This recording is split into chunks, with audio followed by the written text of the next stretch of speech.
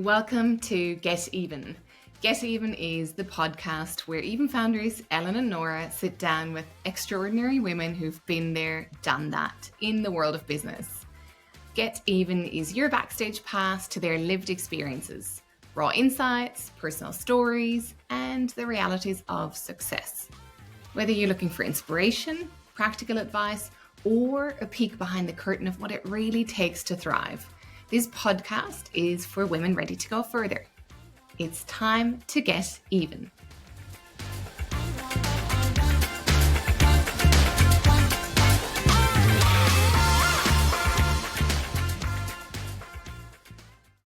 In today's episode, we bring you a conversation with Maja Paleka.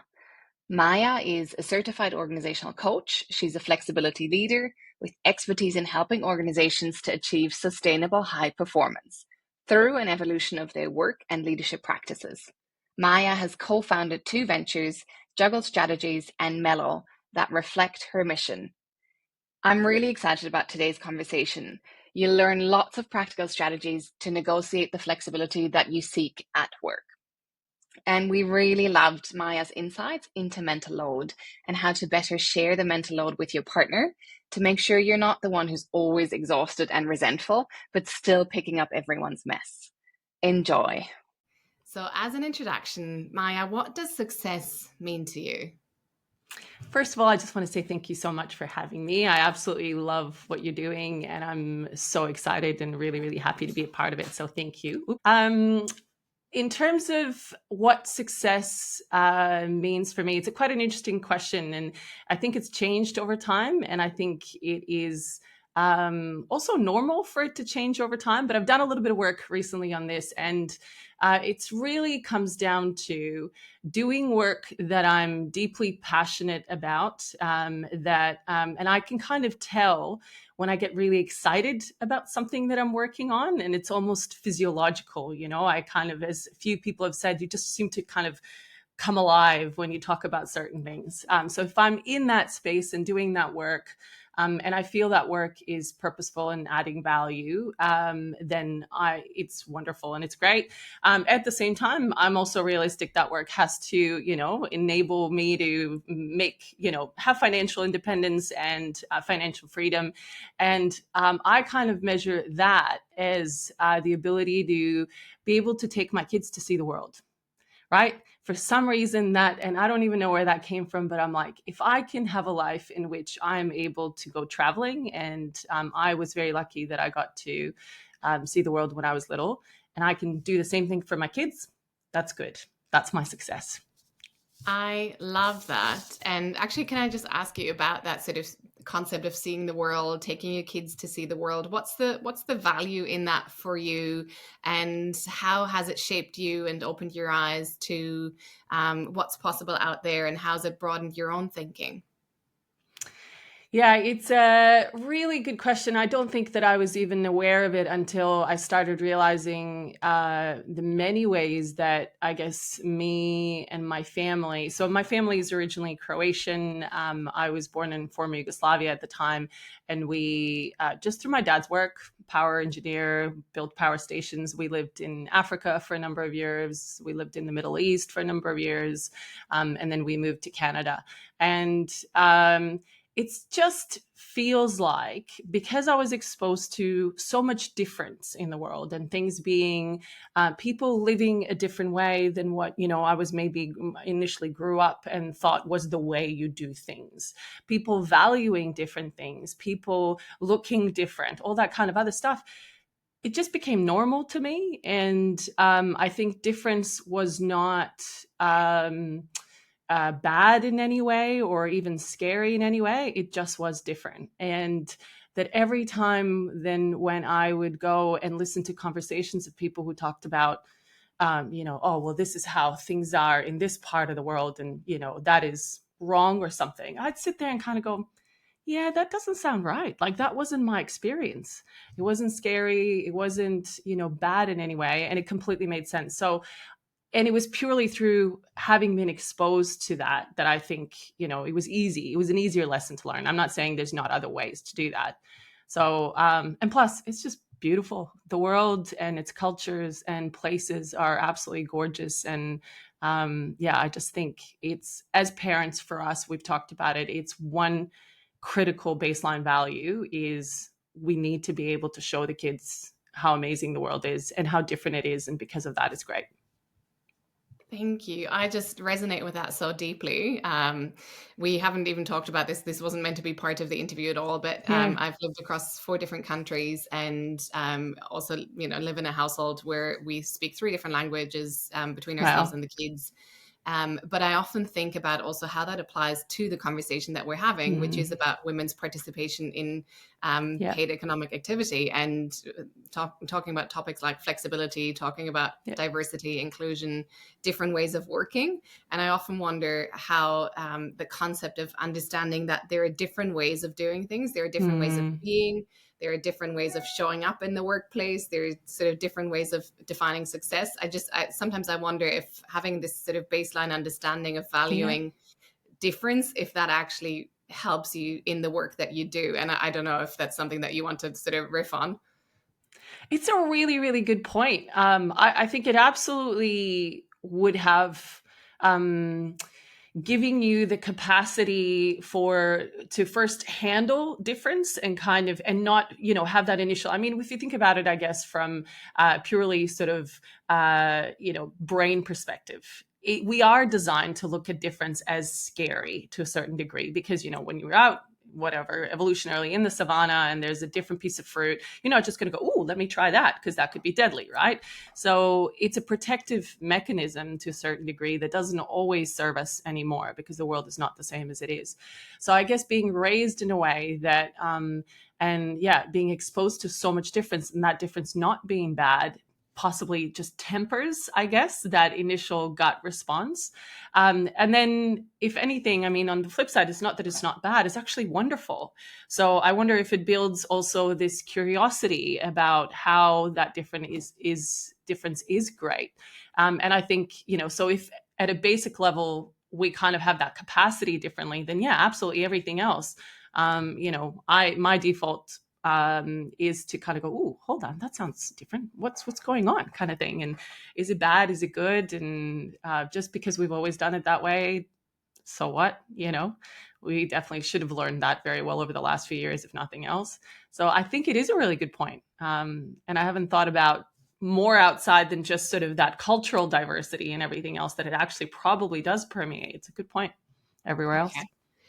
So then let's talk about how maybe that curiosity, how that could be something that you bring into the work that you do with organizations, and maybe just open with telling us a bit more about the work that you're doing when you're speaking within organizations or when you're advising them, and how do you bring that curiosity and that sort of just, let's sort of understand what's going on here. How do you bring that into the work that you do? Yeah. So, yeah, maybe I'll start with what we do. So, really somewhere in 2015, I guess, and whether that was curiosity or just sort of looking at what we were doing, we started realizing that the way that we work just wasn't fit for purpose anymore.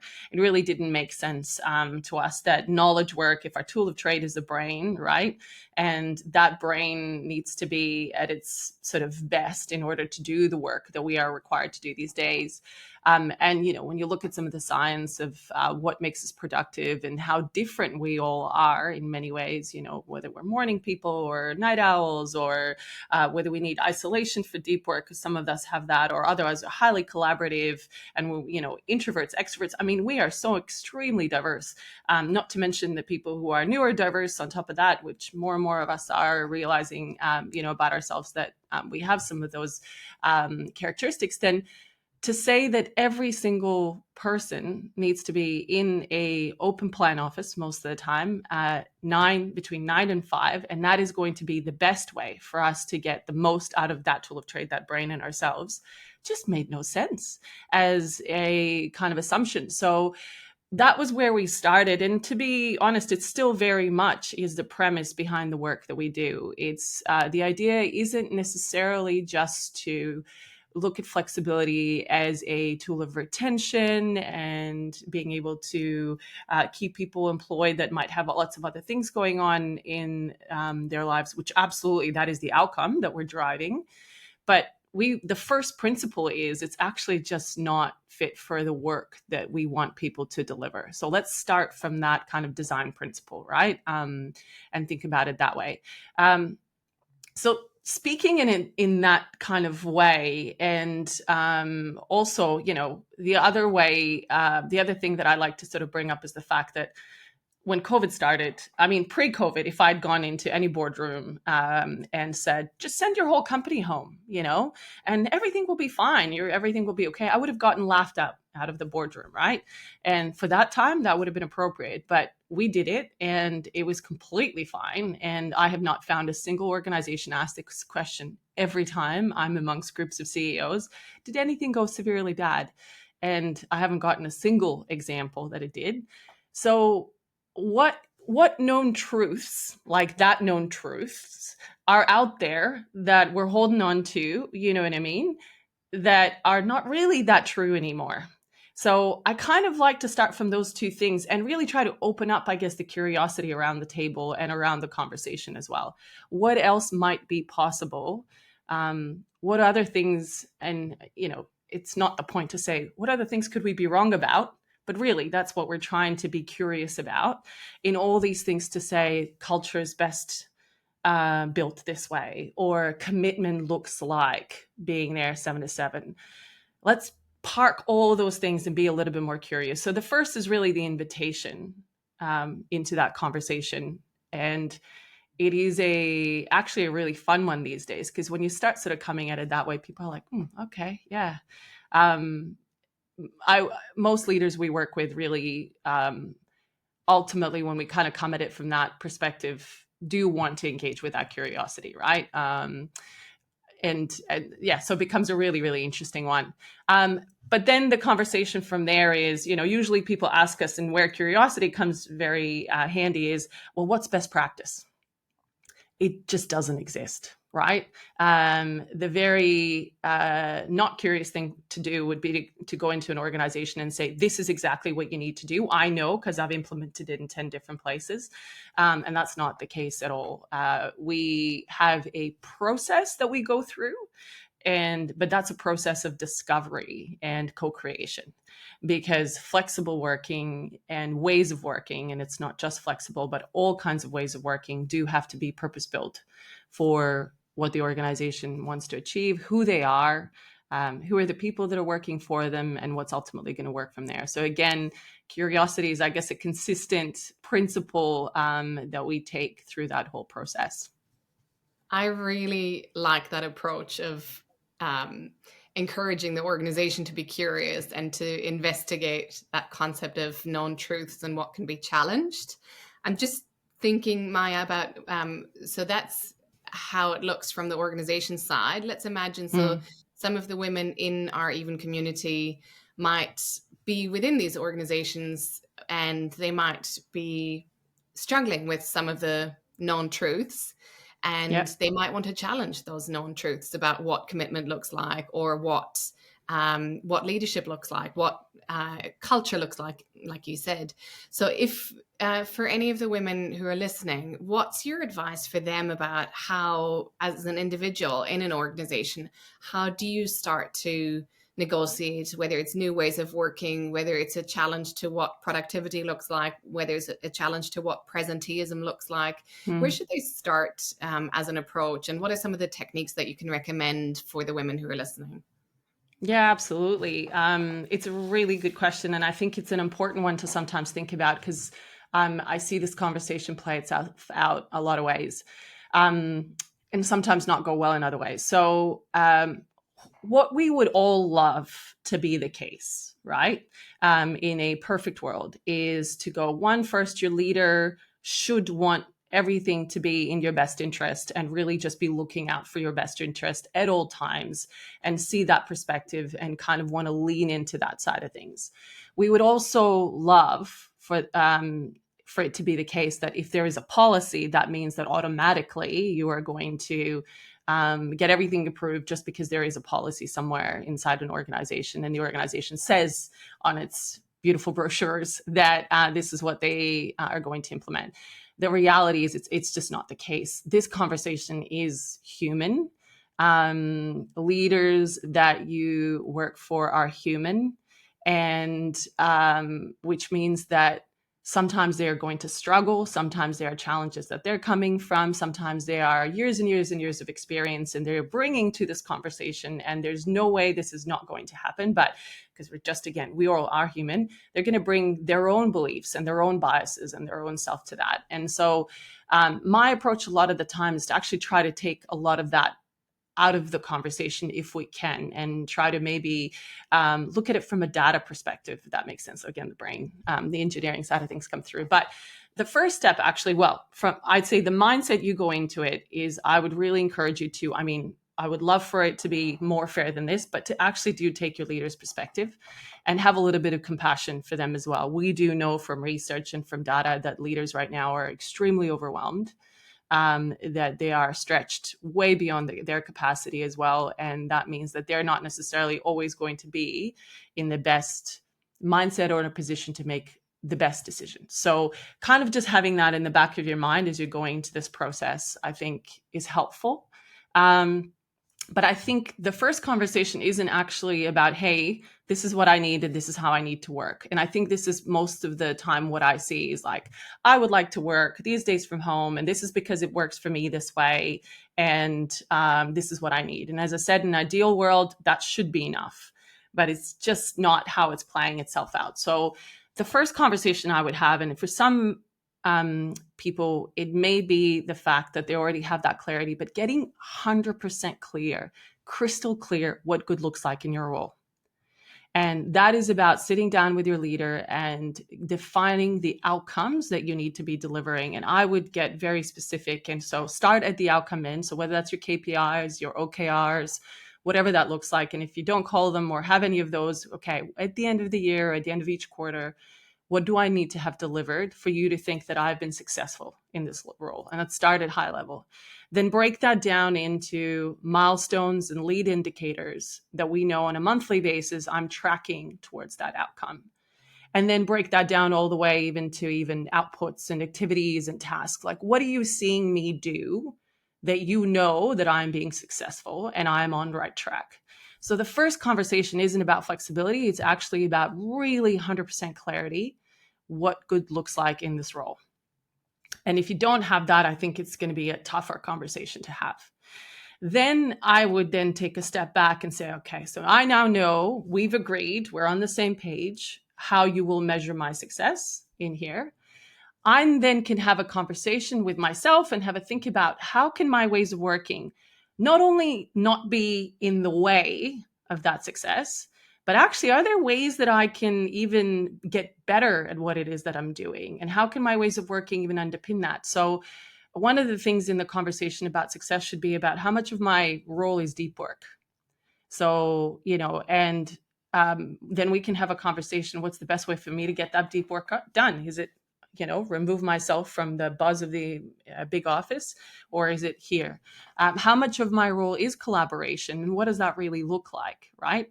So I can then be very, very conscious about how I not only, of course, it's always going to be the thing that we think about all the other things in our life that we need to also make work with work, but also how am I actually using my ways of working as a tool to be successful? And I think if you can communicate that way to sort of say, this is how I'm thinking I'm going to work. This is how you will still see me collaborate. And I'm going to take the initiative and do these things with, our stakeholders across the organization.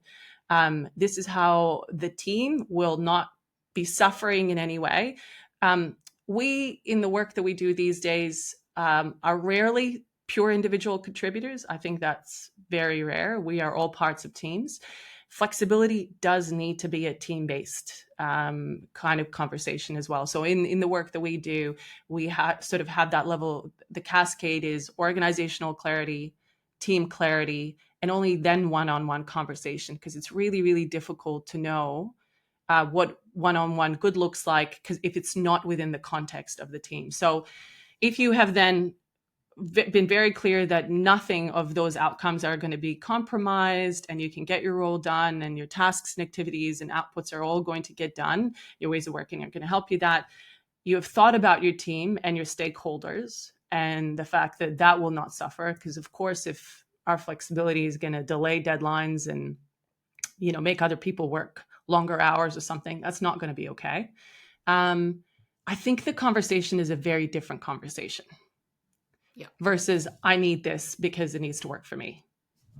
I think that's such an important flip. And you're actually really starting from, like you said, you start from the organization's needs, you start from the goals, and then flexibility is kind of, it starts at a different point. It's not sort of, this is what works purely for me. And I think I've also found this in conversations with hybrid working and how teams have that conversation. I think it's so important to balance the view that you've said, what's the organization need, what's the team's need, and then the individual, and how do you actually make sure that all three can win and thrive in that scenario. Absolutely. And I think the focus on, as you said, sort of business results and delivering to your OKRs, I think is a really important shift. And just, I think the likelihood of success, in my guessing, would be that the likelihood of success would be much greater by taking that position.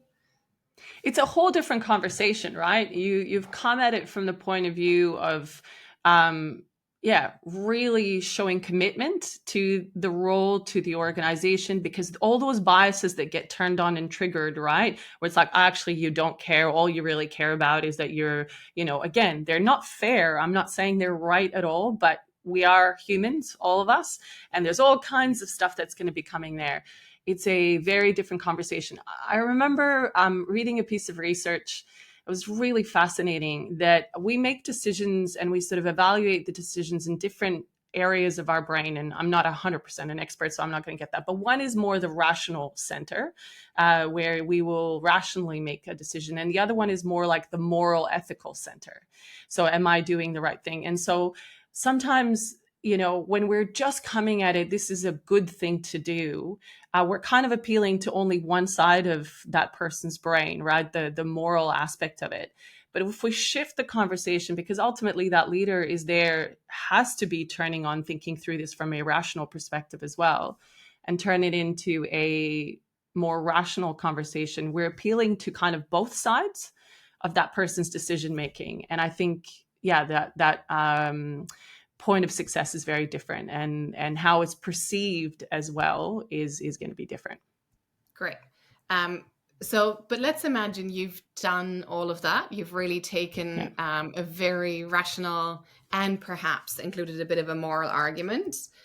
You've followed the steps that you've laid out, and you're still encountering resistance. What are some of the techniques to counter any resistance that you might be facing? And what are some of the what's some wisdom that you would like to give to women who are having these conversations and who are encountering resistance? Are there any techniques that they could have up their sleeves, or are there any, benefits of different ways of working that you think they should be mentioning? How would you go about encountering that resistance? Yeah, it's a good question, because it still may come along, right? My first point is, I do think it is useful to understand the business case for flexible working. And this is actually probably my favorite part of the conversation when we go and we talk to executive teams. The statement I like to use, that if you think that offering flexible working, or if you're saying to yourself that by offering flexible working, you're just being nice to your people, you're doing it because you're being good to your people. Honestly, a bit of a furphy.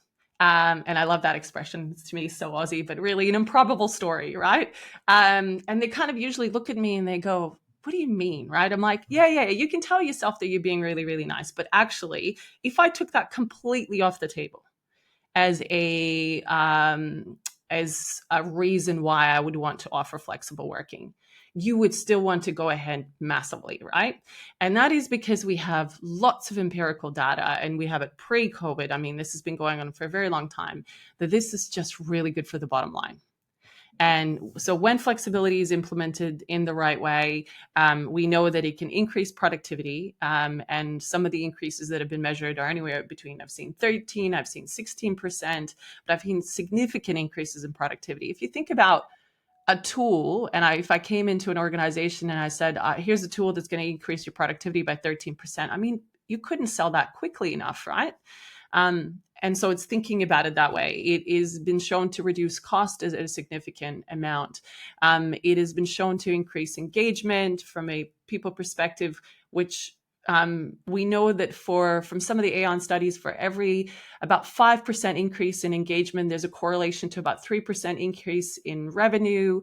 We know engagement in itself increases productivity and innovation and everything else. So there's an incredible amount of evidence that says when this is done, do it for your body. If you want to do it from that purely bottom line, there is enough evidence to go ahead and do it. And not even just I'm being nice to my people, because I think from an organizational perspective, it can feel like a win-lose proposition, and it's not. It's not. It's a very much a win-win proposition. So I think knowing your data and knowing that, sort of saying, this is actually been shown over and over and over again to be just good. I'm not just doing something that is just good for me. This is actually really, really good organizationally.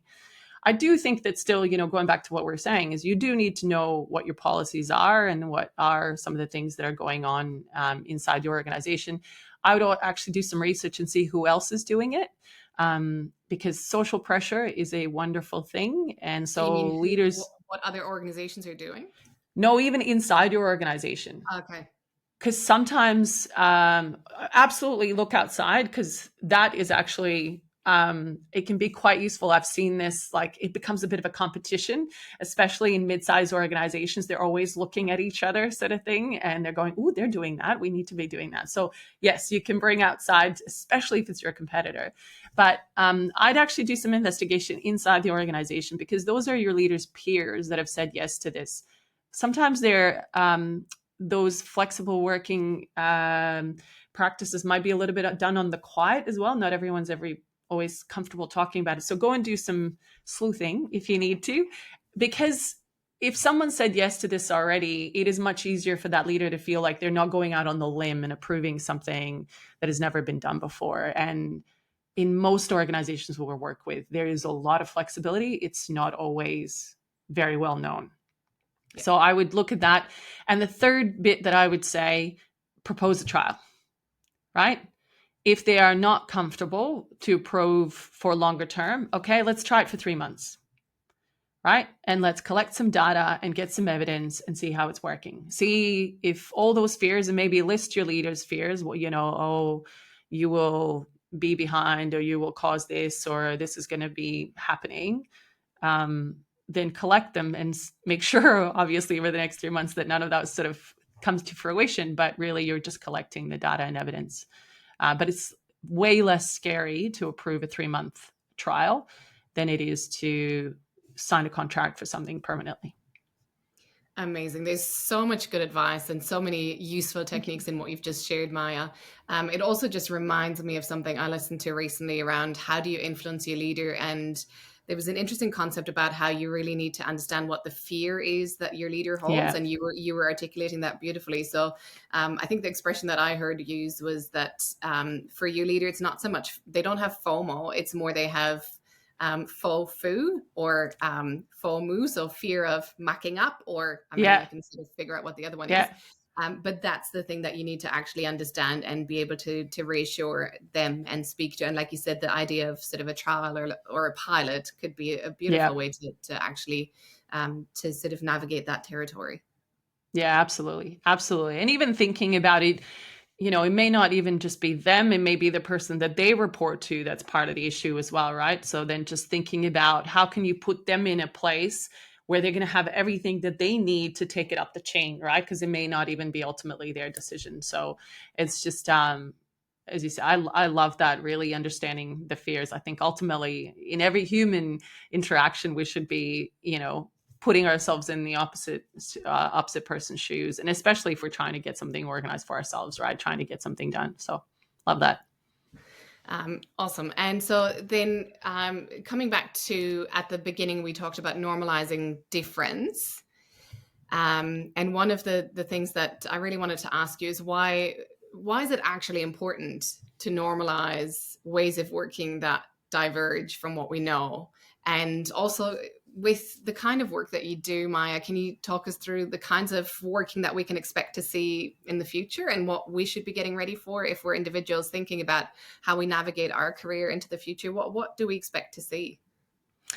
It's a really interesting thing, and there's some things that we would all love, and we've had predictions and we kind of had thoughts about what this is going to look like over the next few years, and then the world changes in different ways. So I always sort of go, I'm not always 100%, and I can't say that there are any definite bets, but I'd probably say that what we definitely know is that we are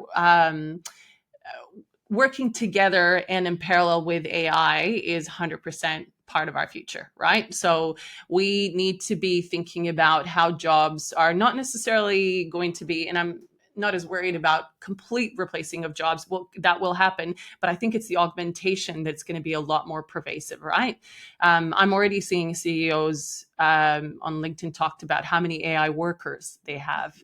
So counting AI as a worker, right, in terms of the number of staff that they have across the organization. So I think it's really important for us to stay open as to how things will change. I think, and it's not necessarily anything to do with flexible working, but staying on top of some of the technical skills is really, really important. And if your organization is not going ahead, then even trying to figure out, and I'm sure that even is going to have some wonderful skills that people can kind of upskill on as well. So, thinking about how can I make sure that I'm upskilling myself, that I'm understanding how technology is going to impacting and augmenting what I'm doing, if not completely sort of changing it as well. And I think then that opens up opportunity as to what work-life integration will look like. It opens up opportunity in thinking from an organizational perspective where my talent lies. We know that we are struggling massively for what we need to do in Australia with accessing the right type of talent. I think ways of working and saying, oh, we're not going to hire people, remotely and everything else, it's just not going to be a choice anymore for a lot of organizations. They are going to have to access talent that is not just in the city, but like not in Australia, because of how quickly things are going to be changing. So I think if anything for me, staying curious really as to what the technology changes are and how my role will be impacted. I know it's hard. I see so many people that are so overwhelmed with just doing their jobs that, if you have a conversation with them, like, pay attention to what AI is doing, it's like, when, between the kids and the job and whatever. But I think it's just actually really, really important to stay on top of it. And then from an organizational perspective, I think organizations are going to have to question a lot more truths of what they've known and how the organization even is structured and who our talent is, and that we hire full-time people. Why? Fractional workers are actually going to be a really important thing to kind of access, which hopefully then opens up a lot more opportunity for all of us.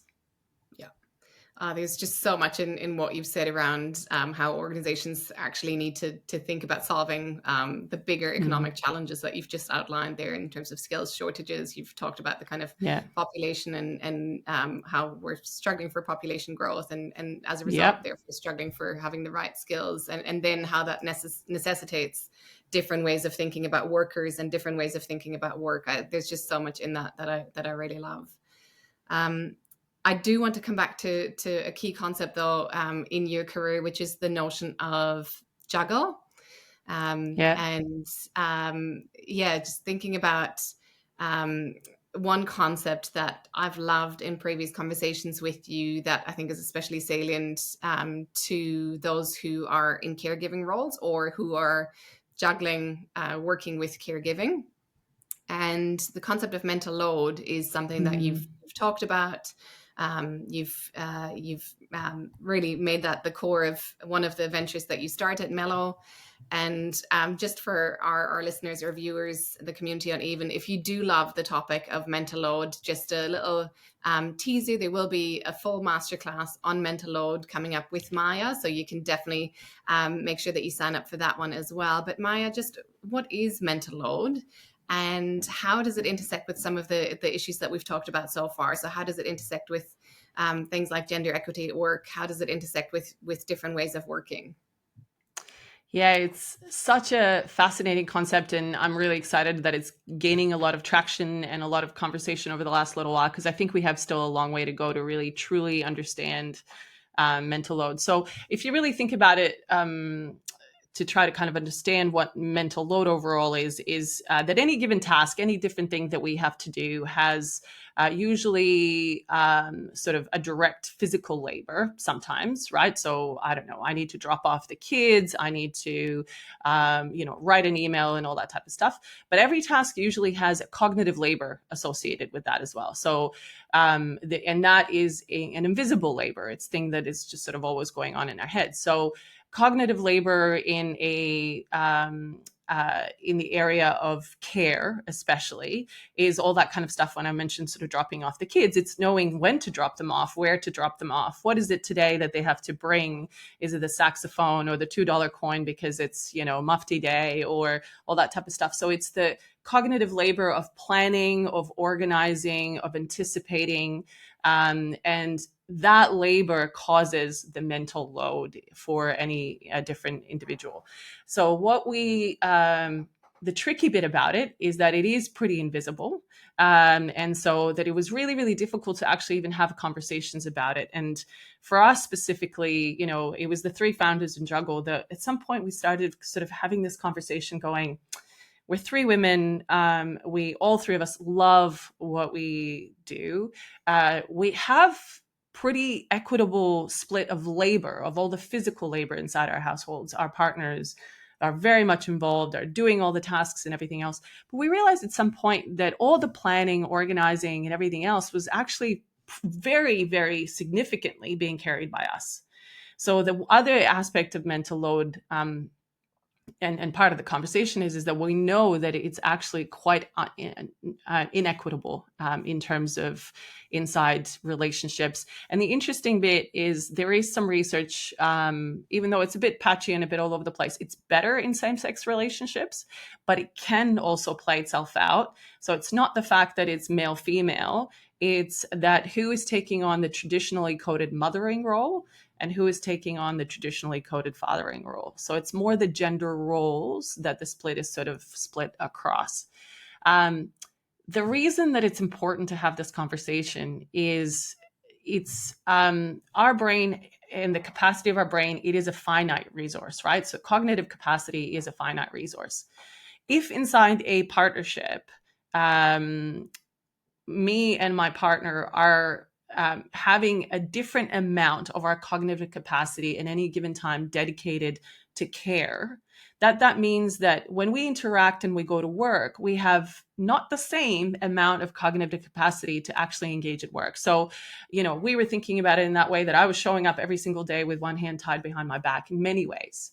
And so those in traditionally coded mothering roles, if they're showing up at work, just don't have the same capacity. The reality is, because mental load is work that Leah Raponder, who's an incredible researcher in this space at University of Melbourne, talks about it. It's invisible, it's pervasive, it kind of happens all the time. It doesn't have boundaries. You're not going to take your dishes to work, but you're going to take your worry and your planning and your thinking. And so it puts us in an, again, inequitable way of showing up at work and being able to participate at work. And I think when it comes to organizations, it's being aware of that and why this is really, really important. Inside couples, obviously it's deeply unfair. So, we should care to make sure that we fix that. And what we know as well, that labor, you might think it really doesn't matter. I'm just doing it. It's not hurting me.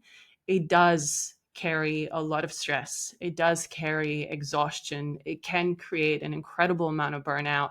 And it's a big part of why women and carers are some of the demographics with the least their well-being is sort of some of the lowest in terms of demographically speaking. So it is really, really important that we try to do something about it. It's very impactful. I think even just last week when the National Working Families Survey came out, I forget the exact statistic, but it showed once again that women, in terms of their own stress and mental health, are Yeah. significantly more impacted than men. And also just in the sheer number of hours that you spend on Yeah. caring. And some of that, as you said, might be visible, but a lot of it is also invisible.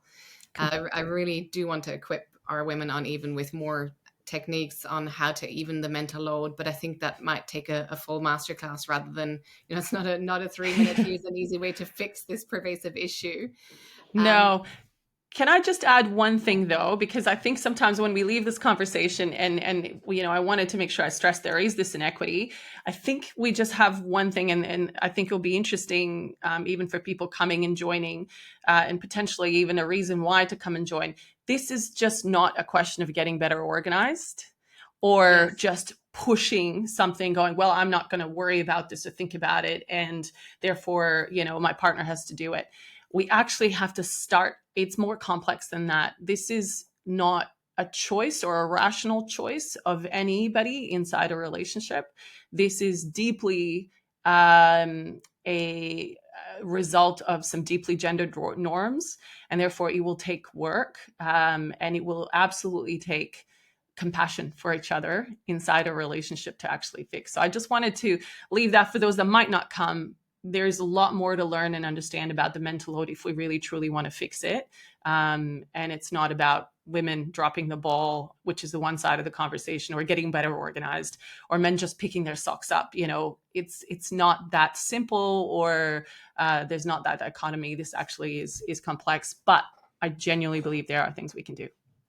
yes, I agree. And I also deeply agree with what you said about it's not just getting better organized. I think that can Mm, often actually add guilt on top of stress and overload. yeah, It's not about, you don't need another hack, or you don't need a different yeah, calendar technique. Like it just really, it's not, you're not doing anything wrong. It's not that you're missing a trick. It's a much bigger conversation. And like you said, it's quite absolutely. complex. But I love the argument that you're making about how it actually takes compassion for each other. It takes Mm, empathy. It takes exploration of what's the root of all of this, yeah, in order to think about how can we actually alleviate some of that issue of mental load. absolutely. So quick fire then. I think there's probably just two things to finish up on. The first one is for yourself, Maja. What's some of the best career advice that you've received in those varied careers that you've had? I think I thought about this a lot, and I think the best career advice is just to not wait to be ready for a role when something comes around. I hesitated quite a few times with the roles that came up because I was like, oh, but they're this, I'm 60, 70% there, but there are these really critical skills I don't have.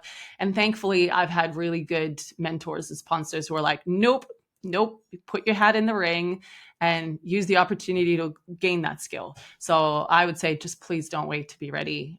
One, sometimes, good old, mind kind of playing tricks on you will never feel ready. So just go for it. Love that and totally agree. And then what's some of the worst? And it can kind of sound a little bit similar, but I guess not having to say yes to everything that is offered to you either. It took me a long time, and then maybe, I was going into the best advice as well, for somebody to say, figure out where the Venn diagram is between what you're really good at and what you love doing, and then see if that what's the overlap between what sort of just comes naturally to you and what you love, and then see if the opportunities either be a stepping stone towards something like that, how it sort of fits in overall.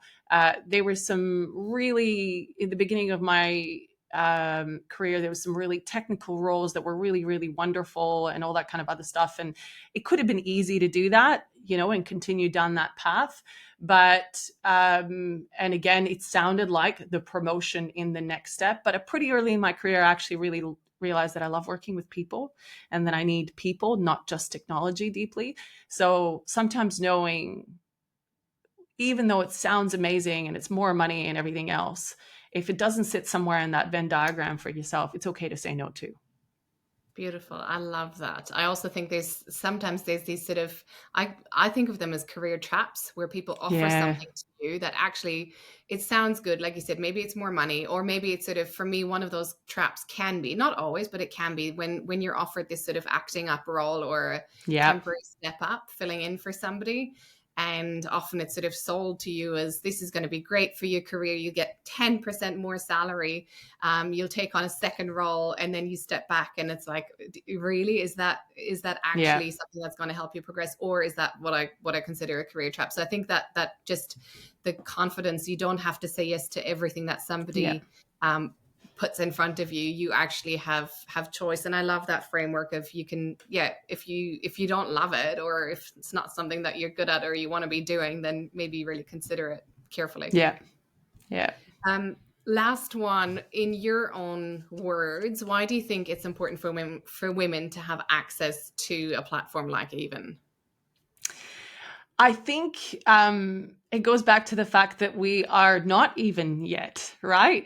The reality is the world is not designed in a way to make it to have the same as easy access to opportunities and all that sort of other stuff for women. So I am very much of the school of thought that we don't need to fix women. And so it's not about that. But what I think Even provides is scaffolding. I call it scaffolding.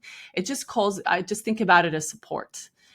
Because some of the things will be tough. We're still navigating a lot of change. We're pushing back against a lot of norms and a lot of ways that things were, or some people think they should be. And so when you're doing that hard work, and sometimes it can be the tough work, it's great to have community. It's great to have that support. And so I think it's just absolutely critical and wonderful to have.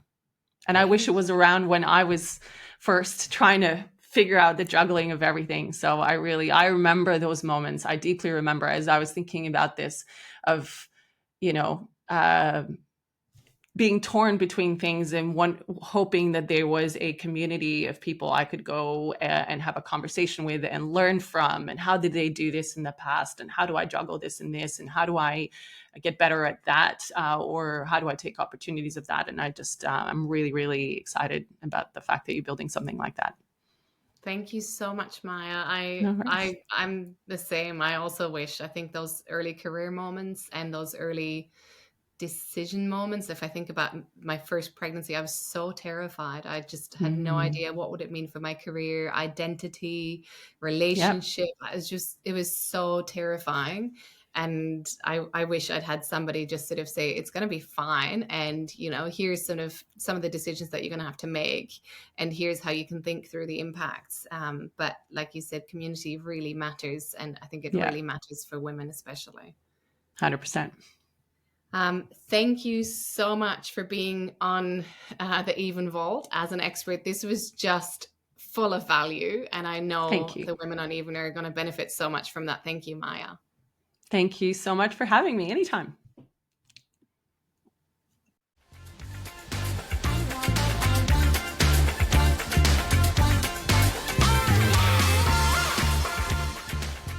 I'm Dr. Nora Kozlowski, co-founder of Even, where our mission is to accelerate women's economic potential. Check out even-careers.com to learn how we support women and business to get even.